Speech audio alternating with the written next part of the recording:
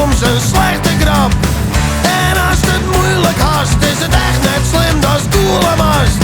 Maar een beetje kerel, die neemt dan zijn verantwoordelijkheid. En die dacht, pak de maar douane, let hem godverdomme net het wild uitslaan. Wat maar we mij die werken aaien. Daar wil ik geen oorlog mee. Maar echte kerels doen het.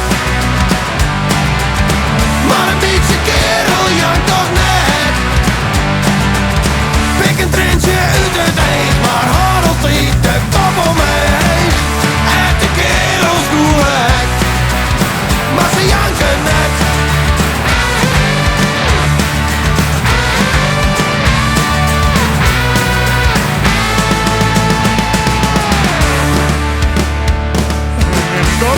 Dat het heel chiller is dat ik net sliepen kan. Oh, dit dat bek te merken, joh. Wat mankeert die? Oh. Echte kerels doen het.